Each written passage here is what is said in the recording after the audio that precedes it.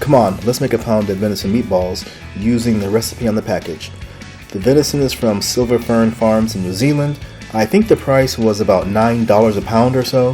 One thing to remember, that venison is a very lean meat, so take care of not overcooking. The recipe says to open the packet and allow the meat to relax on a plate.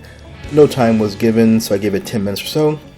Today's seasonings: 1 teaspoon of salt, 1 teaspoon of pepper, 2 teaspoons of garlic, 3 teaspoons of fish sauce, and 1 teaspoon of Sambol. Mix it all together and roll into 16 balls. The package gives 2 ways to cook: pan fry or on a grill. I don't have a grill, and I didn't feel like dealing with oil splatter, so I baked them at approximately 350 degrees for 13 minutes, then another 5. Let them rest for a few minutes, then slice and take a look at the inside. Let's try one. Overall, it was a bit salty, probably from the fish sauce.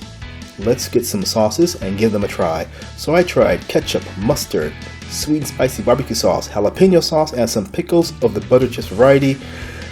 Overall, it's just meat with sauce. Tastes fine. The venison flavor for me, it's okay.